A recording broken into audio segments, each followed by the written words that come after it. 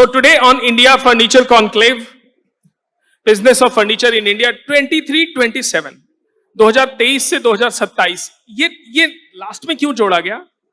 We added because we wanted the speakers to particularly talk on point how they foresee the demand for furniture, how they see the consumer behavior changing, how they see the Indian market evolving. So these are the few pointers I would like to, and I will start from, I'll start from IKEA, and I will request one thing, that since you have come to India, your company has come to India, and you people have invested a lot after a thorough research. Can you tell us what are the reasons for that? And reasons, we know that India is a growing, shining country, but particularly anything that you would like to share that can suffice our quest for 23 to 27, where do you see India growing in furniture sector? When we started in India, it's been 5 years now. We started with Hyderabad and now we have stores in Mumbai and Bangalore as well. It's been a great journey for us.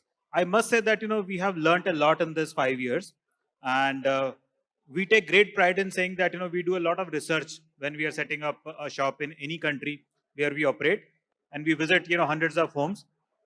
During this time, we also were stuck with COVID, and COVID taught us that, whatever we knew was actually not right, because, our bedrooms became our playgrounds, some other room will become an office, the gallery would become a playing lounge, and so on and so forth. So we have to, redo a lot of things. And I think that was a big learning for us, that, it is not limited to what we used to do earlier. So I think, in the next 5 years, one of the big things for us would be that the furniture which is, more modular, which is lightweight, would anyways prevail. This is what we think, going in the long term.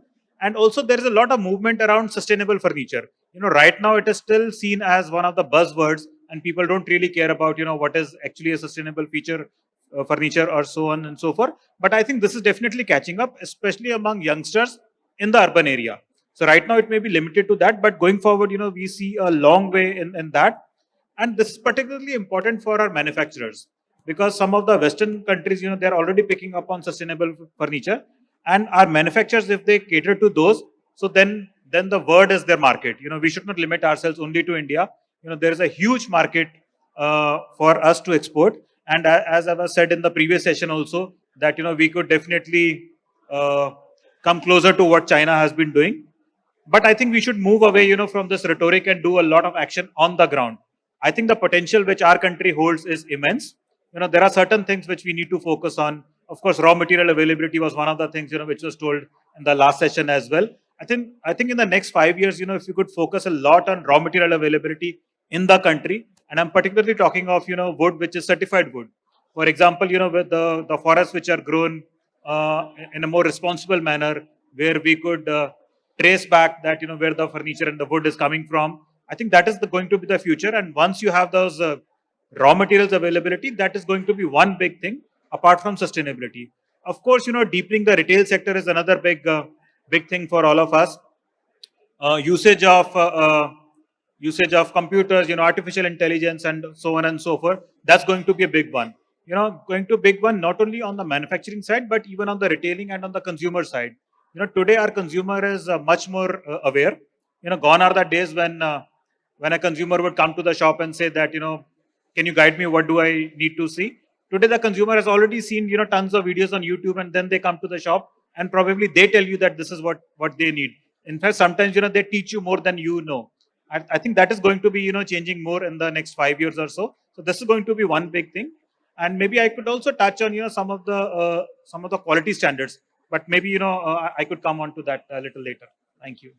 So Mr. Mohit Bansal spoke about consumer behavior is already smarter than AI in India. They have already done research. They know it. Even companies are becoming more alert once the consumer comes. And IKEA is a consumer B2C company, right, sir?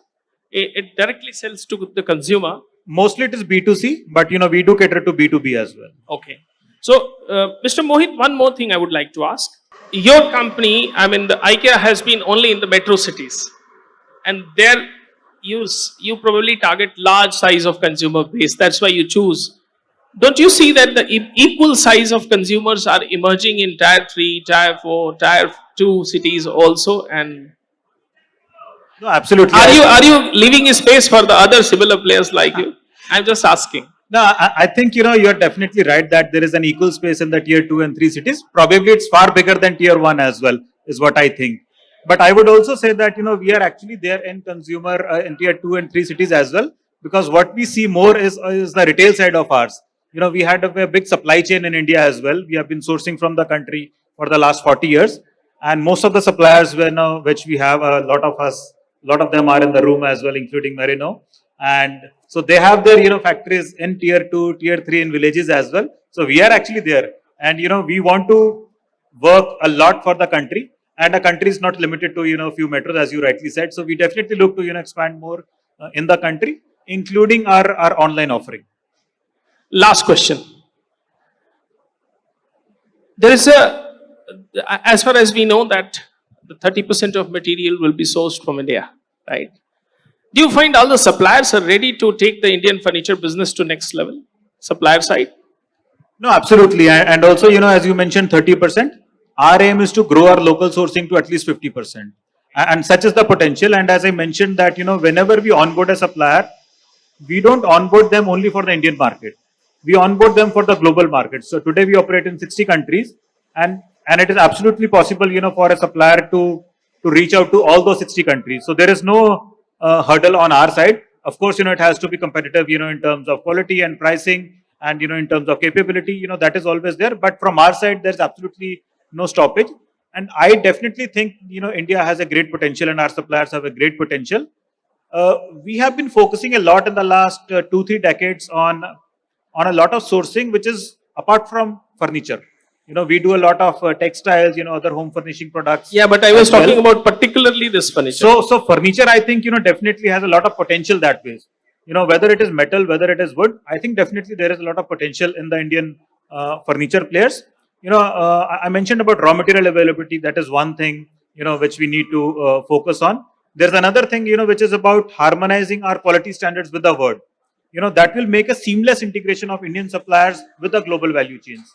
In fact, there are some quality control measures which the Indian government is also taking, and which is absolutely commendable. Our sector needs those, but maybe we need those voluntary standards, because mandating them will be a little too far, especially for an industry which is dependent on design and architecture, where you don't know what is the standard today and what it will become tomorrow. So we need to make this industry a lot more flexible, and I think I encourage everyone to to participate in those conversations which the Indian government is having on quality standards, because that will really raise the standards of our industry, not only for our country but for the world.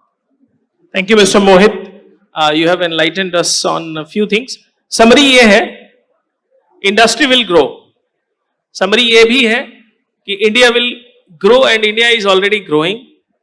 But there are so much to do here in terms of furniture. If we want to really grow during 23 to 27, as per Mr. Mohit, there is a lot of potential in every sector, whether it is furniture manufacturing, or it is supply side, or it is consumer. All are evolving. So we hope that India will grow from here 30x, 3x. There is no limit to that. I would definitely say why not 30x? Absolutely. Thank you, Mr. Mohit. So my question to Managing Director of Hettich India Private Limited, Mr. Eckholt. Sir, Hettich we consider is really an ideal kind of company when it comes to product. When it comes to product means the versatility and quality and sustainability and distribution and everything, it's fantastic. And the brand that has been built in India over last years of hard work, Hettich has done commendable work. Definitely, to do this, somebody must be having a vision. Sir, what is your view about India? 23 to 27. Now. To start with the vision, you were asking what is the vision? This is more from a global perspective. We are 135 years old, and you have met Andreas Hettich 4 or 5 times. We are in the 4th generation. We are 100% family owned. And there was a quite emotional event happening in 2016. It's already a little bit longer back. Where Dr. Hettich himself was staying on a stage in front of the global sales team. We had almost 1,000 people together at our headquarters. And he was saying that in the year 2000, when the third generation, his father, Anton Hettich, gave the company into his hands, we were the undisputed market leader worldwide in our industry. And when he was staying on stage in 2016, he was saying, look, the competition was not sleeping. Somewhere we are not the number one anymore. And the next generation will follow. And there is no doubt from me that I will hand over the organization not being the undisputed market leader worldwide. It's impossible for me. So, means the fifth generation, he has 3 daughters. They are now in place, also to slowly step into the business. And I mean, it's not such a sexy target to say we want to be the global market leader undisputedly worldwide. But there is a much deeper sense behind. It's a matter of generations. And you have to think big. It's always about sustainable growth. That you're at the end of the day able to hand over from one generation to the other means you need to set these ambitious targets. And we are doing so in being as sustainable and as digital as possible also. So now seeing it from an Indian perspective, our commitment to India nowadays couldn't be bigger. I just had Dr. Hettich with me for a full week last week. And we have opened up our new factory in Vadodara, which is producing mainly telescopic slides in big volumes. And we set the foundation stone for our next manufacturing unit in Indore in Madhya Pradesh. So overall, we have invested over the last 10 years approximately 1,700 crores. So we are doing it because we strongly believe that that's the golden decade of India. It's not only a decade, it's much more. And I also strongly believe that we, and I believe I feel myself like being part of the community, we should not think and look so much what China is doing. We are doing so much better in various areas, and we have our own pairs of shoes. And we are, I mean, we just had the G20. India is the fastest growing market from a GDP point of view among all the top 20s. And everybody was coming here and wondering, what is the success story of India? It's about the people. If you compare it with other, this is driven by the political system. The growth in India is driven by the people of India. So in seeing it in our industry, the furniture industry, the modular industry, I believe as the market becomes more and more organized, I could say the sky is not a limit. Now the moon is also not a limit anymore, right? So there is a bright future. I think everything becomes more customized. Everything becomes more digital, following the mega trends, right? Also, the trend of urbanization is influencing our industry a lot. It's about tiny home solutions. It's about transformable rooms. And we as Hettich, obviously, we are trying to find, to be as close as possible with the market, with our customers, but also in the B2C to understand about what is the state of the art, what is needed in the future. So, and yeah, we are 100% committed. And I believe that the entire industry is growing much faster than the GDP growth of India over the next years.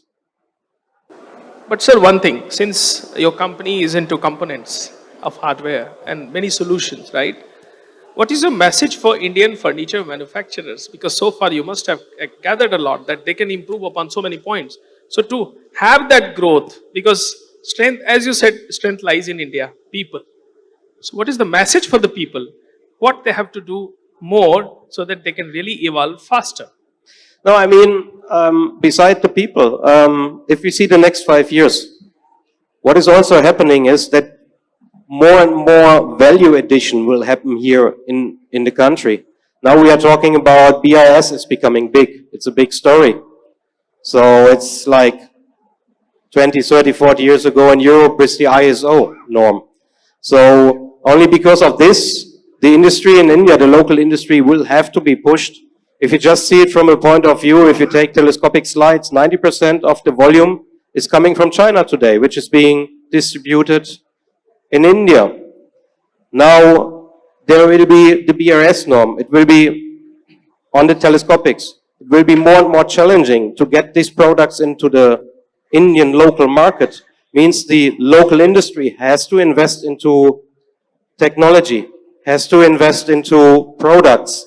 And at the end of the day, this will help also from a supply chain point of view. Everybody knows where we have been in 2018 or 2020, 21, 22. COVID has disrupted the entire supply chain.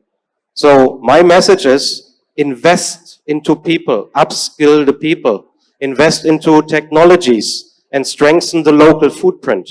Also in terms of time to market, in terms of working capital, this will help us a lot. So this is my message. Thank you. Thank you. Value addition will be there. Two, people have a lot of potential and they have to evolve faster. For that, since value addition market is coming up very fast, there is a lot of future. They have to invest into technology. They have to invest in their own learning. That is what the message is. Infrastructure obviously is very important also for us. You say you can set up a factory, but you also need to have a proper infrastructure around the factory. And here for sure we also need the government support. There are many, many good things happening. You know, my journey in India started in 2013. I was building up our first manufacturing plant at this time in Vadodara. And then there was the time period of 7-8 years where I was not able to come back to India. So, but then when I came back in November 2021, I was shocked in a positive way how much progress in regards to infrastructure has happened. Mumbai is a different city. Vadodara, I could not even find a place where I was living because everything has been changed, right? New airports are popping up. The infrastructure is really improving.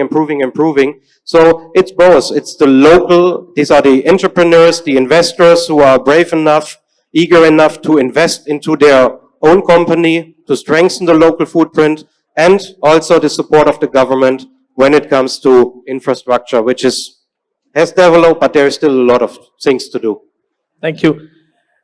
India की growth story में infrastructure का बहुत बड़ा योगदान है and infrastructure is growing at a phenomenal speed.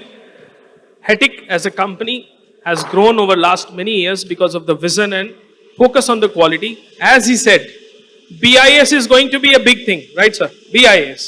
So BIS on components, how it will take shape. I think BIS will disrupt many things, but India सारे disruptions को झेल लेता है, नोटबंदी को भी झेल लेता है. I will introduce Mr. Madhusudan Lohia. Many of you may be knowing. Mr. Madhusudan Lohia is a young director in company called Merino Industries Limited. Madhusudan ji, how do you see furniture industry growing from here 23 to 27? क्या सबकी growth है? आपसे सवाल थोड़ा twist है. India में furniture unit आज की डेट में हर दिन खुल रही है. Every day in one or any city, somebody is buying a panel socketer, somebody is buying a finishing line, somebody is buying a planer or lamination line or multi-boring edge band. सभी grow करेंगे sir?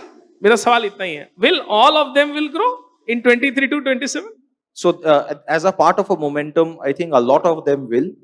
They will reach some stage, etc. And then I think they'll have to make a decision. The decision is or just getting by enough, or whether they have to now look at efficiency and reliability also. So, and I think that's the challenge, and then that comes through more, instead of trying to do everything, more specialization, technology, people come in, and I think also, I would also put in 3 more words into this. So there is compliance, competency, and competitiveness. All three of them are very, very important. And I think this is very important for anybody who's entering furniture. Though it's very good for very good for Merino. If every day furniture manufacturers come up, we'll be supplying to a lot more people. So that's good. But in general, yes, that's what I feel. Also, one question 23 to 27.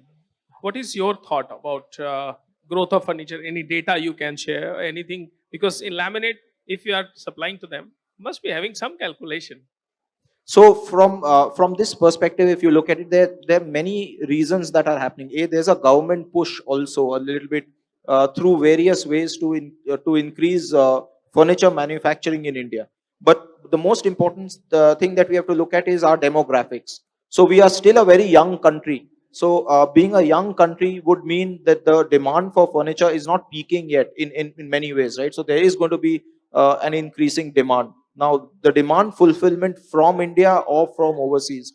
And the other aspect that we are seeing is due to, a lot of tech companies that have done well or have at least positioned furniture in a certain manner, disrupted things also, traditional companies who have been there, etc. So all are playing their own way into this whole thing, which is also causing one more shift, and that is the shift from uh, people looking at organized furniture also. So when I'm saying organized and unorganized is, India still has a lot of plywood laminate combination, though we like that also. Using carpenters, etc. That is happening. A lot of things are working in informal manner, and then things that are working in a formal manner. So that shift from informal to formal is also taking place, right? And that is that speed is something that many of us are not recognizing at the moment, and I think COVID has actually accelerated it a lot more. Now what happens is very interesting for us to see. So there's going to be space for a lot of people, but then I think at the end of the day, being effective alone is only the first step. Efficiency and reliability will play a major role as we move forward. Scope बहुत है, पैसा बहुत बना सकते हो, grow बहुत कर सकते हो, लेकिन दो तीन चीजें हैं, सबकी बातों से एक ही चीज समझ आ रही है, अपने कंज्यूमर को जान लो, टेक्नोलॉजी और स्टैंडर्ड और इंफ्रास्ट्रक्चर को बढ़ा लो, और तीसरा गवर्नमेंट बहुत पुश कर रही है, गवर्नमेंट को इग्नोर मत करो पहले की तरह.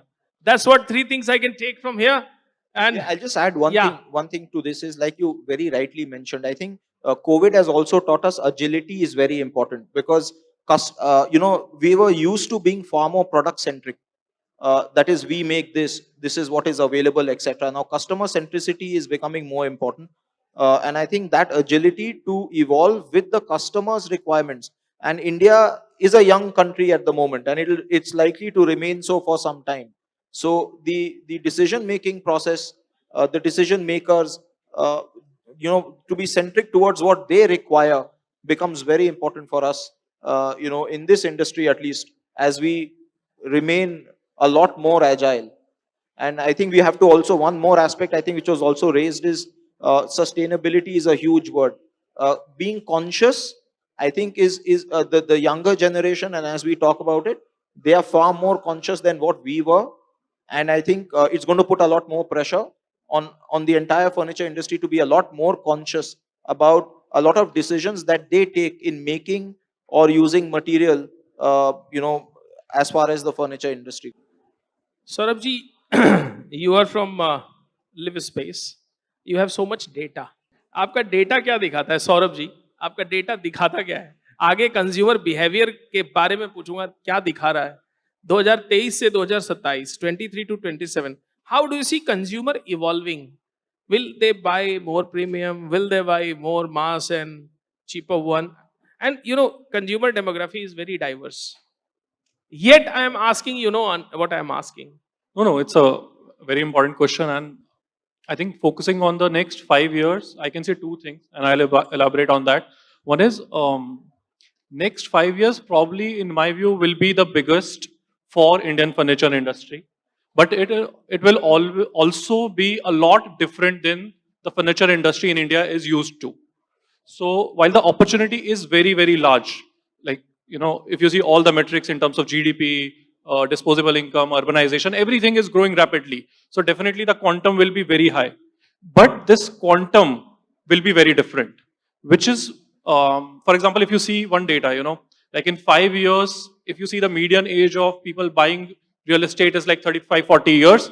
So these people will largely be, have been, they were sort of, born in late 80s or early 90s, right? So that's a different millennial and Gen Z population, right? Why we are sort of harping upon consumer behavior is, so the view of the furniture that was in India, I think that has changed already completely.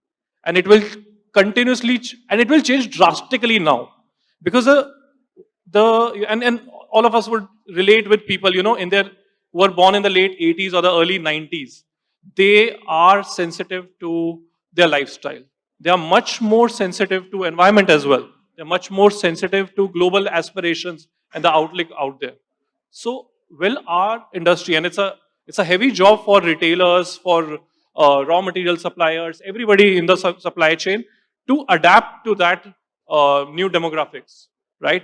So, to your question, the demographic shows us there'll be a lot of specializations that are required to capture this increase in furniture demand that will be there. There is a segment that is price sensitive. There's a segment that is style sensitive. There's a segment that is sustainable sensitive. There's a segment that is heavy on convenience. There's a segment that needs products at the fastest speed also. So it requires much more agility than we can actually imagine. And in fact, if you look at more consumer goods or fashion industry, it has already happened. And I think furniture is next in line. And given, at Livspace, we are closest to this customer segment. It is one of the prime reasons for Livspace also to succeed actually in this market. That one size fits all do not work for this demographics. You cannot push one kind of solution to their throat. It is just impossible to the millennials and Gen Z. They need much more agility. They are much more demanding. They are much more anxious. They need information in the click of a button. Everything, in the power of their app. And you just need to serve to those demands. You can't say no, right? They generally don't listen to no as an answer. So maybe, those are the trends and the data, what it shows. It's a very demanding customer. So consumers are demanding, we all know. But consumers are so demanding, ये अभी पता चल रहा है. क्योंकि जो seat के पीछे बैठता है, वही बता पाता है. एक चीज और कहा इन्होंने, जो बहुत mark, one size does not fit all, right?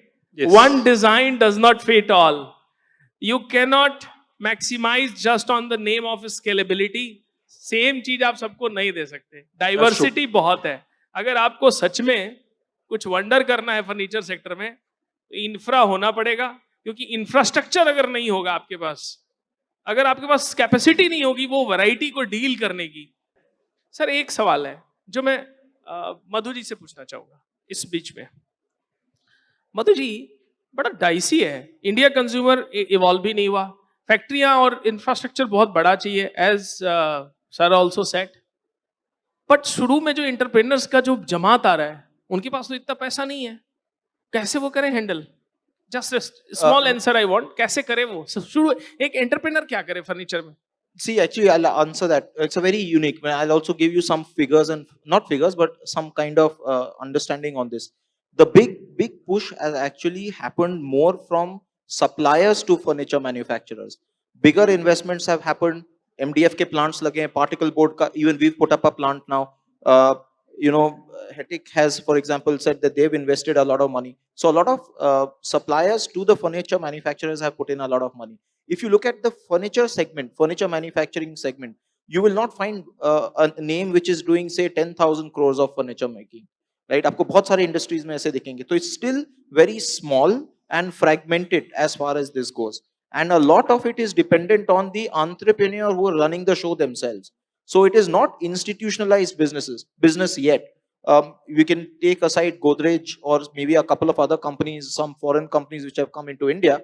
but still a lot of it is centered around individuals. I think that is another change if we want the companies to sustain, to grow above a certain. I think tech companies have also shown some way that you have to think outside the box in order for you to be able to do that. So, like I had previously mentioned, these suppliers are more product centric. Now, for them to go one step beyond and understand the consumers and then be, making it accordingly and have, because a lot of people in, the retailers or some of the manufacturers, for them, they'll always want to limit SKUs. For example, they'll want to limit the colors, they'll want to limit the variations, etc. The raw material suppliers would want to ensure that that is not limited.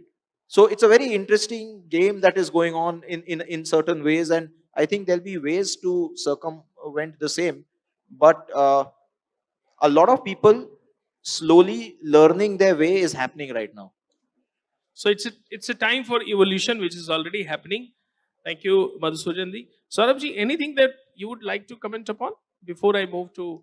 Actually, one more thing. I see largely talked about agility that the customer need and how everybody needs to adopt to that.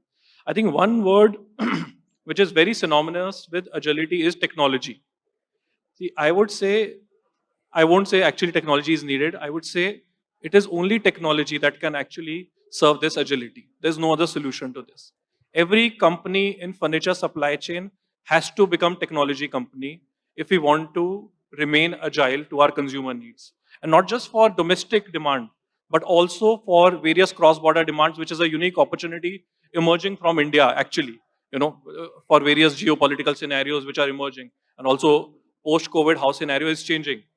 So, like, for example, Livspace embedded technology at the heart of their, core operations. Like probably Mahesh will talk about, how omni-channel is a new reality, right? So at every end of the supply chain, right from the material, logistics, manufacturing, designing, solutioning, retailing, everywhere, technology has to be placed first because technology helps any operations, branch out different versions in a very cost-effective way. Otherwise, the traditional method of branching out different kind of solutions are very cost-heavy, and eventually then the prices increases and it doesn't fit the bill in a way. So we have to think about the overall furniture industry technology in a like technology more seriously. We have to take technology more and more seriously. If you ask me, that's one more thing I would Thank say. you, Saurabh. Thank you very much. I will move to Dr. Mahesh. He is a CEO, Creaticity in Pune. And Creaticity is, as I have not visited, but as I have heard, it is a big space and mall which house a lot of furniture and things. So, Dr. Mahesh, I would like to ask you one question. How do you see India in next 23, 27, and what are your plans for your store or your plan? What business you are in? Sure. Very good afternoon to everyone here. So, you've been asking about some state statistics and data, right, from the beginning. So, I'll probably rattle off a few facts for the audience or the learned audience here. One is India is the fifth largest producer. I think we are fond of the number 5. We are the fifth largest producer of furniture in the Asia Pacific region. We are also the fifth largest exporter, and we're also the fifth largest importer, right? So for furniture, and this is. But we are exporting the handicraft type furniture, right? I'm sorry.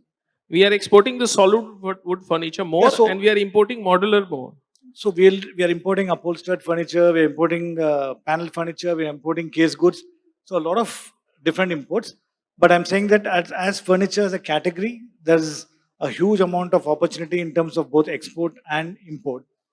And what I've understood from, and we had undertaken some deep research, and the next 5 years, the real growth that is expected in furniture as a category is expected to be 5%. Right? And don't look at 5% as low. 5% is expected as real growth, does not include the price variations, price adjustments. This is at production prices, as they call it.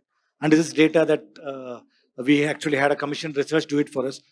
And out of that, the kitchen and modular industry is supposed to be expected to be growing at the highest in terms of 5.6%. But a steady state 5+% of real growth is expected in furniture as a category over the next 5 years in India. That's part one. Part two is that there's going to be a huge shift. I won't say shift away from, but a shift in demand from the non-residential furniture as a category, right? Typically, residential, office are the two categories. There's a third category that's a non-residential category that's likely to become a huge opportunity for all the people seated here and all the people seated here. And this has got typically three aspects to it, again, based on the demographics that Saurabh was talking about. One is the entire student community is really growing. So student housing is likely to significantly grow. So therefore there's going to be a big jump in terms of opportunity for furniture manufacturers and retailers on the student housing side. Second is on the assisted living side and the senior citizens. I mean, data says that today we have close to about 800,000 senior citizens in that sense. It is likely to go to about 1.6 million in the next 15, 20 years. So there's a lot of wellness furniture, as we call it, that's likely to come in as an opportunity. And the third one is going to be tourism is going to be big in India. So that's going to drive the demand for hospitality furniture. So hotels and hotel furniture are going to be a big opportunity. So if you ask me, 23 to 27, apart from residences which are growing, the young middle of the belly, the burgeoning middle class is growing, aspirations, ethical living, adaptive living, smart living, a whole lot of mega trends are being seen. Apart from that, I think if we as a community look at the non-residential sector as a huge opportunity, I think we'll be able to rise up from the fifth to the fourth largest in the next 5 years or so. And there's a big gap to catch. The data are mind-boggling. You're saying that this growth is going to come from non-residential category. I'm saying let's not ignore the opportunity of non-residential furniture.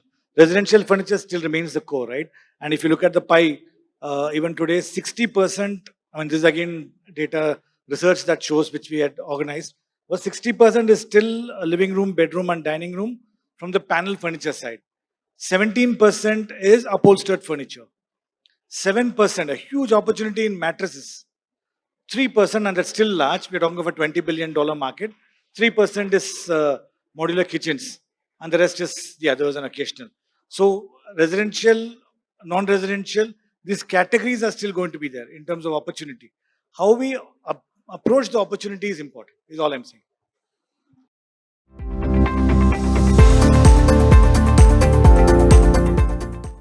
Anybody has any question? Hello. Part of my question you have already answered because I wanted to know segment of the furniture industry, how is it going? Within the residential thing, I would like to know which part is growing more. And the second core question which I want to know, our predecessor chairman gave a good amount of statistics in terms of growth for furniture industry. And a lot of import has been happening. I've been also trying to oppose that also from the industry side. But as you are growing in the last couple of years, whether the import is coming down or it is also growing? So imports are currently about $2 billion. USD 2 billion is what we are importing in terms of finished goods, right? So it's not going down, but it's not very big as well. Compared only 10% of India's organized, I would say, opportunity is captured by imports. The rest is largely domestic. No, I don't agree. Only 10%? People used to tell me 50-60% of the import was coming. Has it come down from that percentage to 10% only? Just recheck. I would like to know about it because we've done some work on this. We can discuss offline. I'll share details. But this is on the finished goods. I'm not talking of hardware or intermediaries. No, I'm talking of furniture. Finished goods, yeah. It's not the components. Just the furniture, modular, whatever, knockdown, all that. Some of IKEA would be another. See, other point I want to know, what is your experience of the Indian material industry? Various. Are you finding competitiveness and quality-wise response? IKEA and Hettich, of course, is Livspace. Livspace is, of course, using all in Indian materials only, you know. What is your response, Mr.? We as Hettich, when we say we are producing the components, what we are producing in India, we don't make a compromise on quality. We can't. We have started in India and we were focusing on India a lot from a distribution point of view. But now we are more and more going global. Means when we produce a product in India, it has to be of the same quality like the product what we are producing in Germany. So we have the advantage that we are producing in big volumes, means our processes can be completely fully automated. And we have a special machine manufacturer in-house in Germany, which is producing this kind of machines for us. So at the end of the day, it's only input, which is the raw material, steel mainly, and the output is the product. In between, there is almost no human factor which could affect the quality in some way. So we are focusing on this because we say made in India, made for the world. We cannot make any compromise. And honestly speaking, as we are skilling up the people, and especially young generation, the engineers which are coming from the colleges, they are of high quality. So it's about quantity and quality, both together, which meets here perfect. So we are very confident about. Thank you very much, Mr. Andre. You have any question? Can you give the mic, please, there? Sir जैसे आप लोगों ने बात की है कि modular furniture या modular industry अपने आप में एक ग्रो हो रही है, ये फैक्ट है और कोविड ने एक एक्सेलरेटर प्रोवाइड किया है बढ़ने के लिए. बट अगर जैसे मैं रिटेल का काम करता हूँ जहाँ पे मैं अब बेसिकली मटेरियल सप्लाई का काम है, पर अब हम देखेंगे एक नया चैलेंज आ रहा है कि स्किल्ड लेबर नहीं मिल रहा है. तो जैसे अगर मुझे काम करना है 4 साल तो कोई दिक्कत नहीं है, होने वाला है, लेबर मिलने वाला है. बट अगर मेरे को फ्यूचर के लिए प्रिपेयर करना है खुद को कि कैसे इवॉल्व करेंगे, अगर मैं नहीं कूदना चाहता हूँ मैन्युफैक्चरिंग में, तो मैं क्या कर सकता हूँ? मतलब आप लोग क्या सलाह देंगे? Follow Livspace advice, improve on technology. ये आंसर तो मैं अभी दे सकता हूँ. Anything sir? No, I think see there will be emergence of, in my view, a lot of intermediary goods also that can facilitate your efficiency and gap in the skilled labor that you have. I think what India hasn't seen right now is those intermediary goods also. See, we have a complete, I would say, black solution or white solution. We don't have those grays yet, which many other developed countries has. I think it's an opportunity for, and specifically, I think for India, that will remain a large market, wherein it's not completely organized or completely unorganized. It's somewhere in the middle, as a 60-40. A lot of, smartness and innovation has to be done there. But the problem that you are highlighting is a genuine problem. I think there will be companies, if not existing, maybe startups, who would try to address those in the next 5 years, in my view, because this is definitely emerging as a big market. And of course, again, those intermediary goods with a very lightweight technology, so that you can create those personalized designs, orders, tracking, all of that at your end can make you as a better shop than yesterday. That's my view. Thank you very much. Thank you all. And if anybody has anything to share, the panelist will be. Yes, you have a question? We'll make it quick, please. The next panel is on why Italy, why China. Italy और China बहुत लोग जाते हैं. अगला panel उसके लिए होगा. Speakers इंतजार कर रहे हैं, लेकिन मुझे पता है कि कुछ सुन के तो अच्छा लग ही रहा होगा, मजा तो आ ही रहा होगा. या your question. So just one quick question to all of you, because it correlates to everybody over here. So like a furniture has a lot of materials, compositions, hardwares, panels, substrates, and there are a lot of alternative products which are complementary also to one another and simultaneously a competitor also to one another. So on what basis or on what matrix do you guys come up with the material? Because like majority of you are towards the design centric, and as somebody mentioned in the podium that design plays a pivotal role and one rule cannot be applicable to everybody over here. So what all things do you keep in mind while going forward with something like that? Because we're talking about designs also here, we're talking about complementary products also here, we're talking about products which are competitor to also one another. Let's say since particle board has come up in India and it has been gaining a lot of traction, so I somehow feel that laminate is facing some of the other competition when it comes to particle board. But still, I feel there is a different market towards that, and there is a different market, and etc. etc. So, what are your views on this particular thing? So who will take it? Since you brought up laminates and particle board, let me answer that. Okay. No, actually, there will be competing internal competition towards certain products, etc. But like we were already discussing, moving more from product centricity towards what the customer wants and the evolving requirements. There will be space for all of them. Things will evolve. Laminates nor particle board has seen much disruption over many years. They are living, they're still living together and complementing each other. Laminate can go on particle board also. It need not only go on plywood. Please keep that in mind. But just saying that there will be a market for all of these things. Evolution will take place.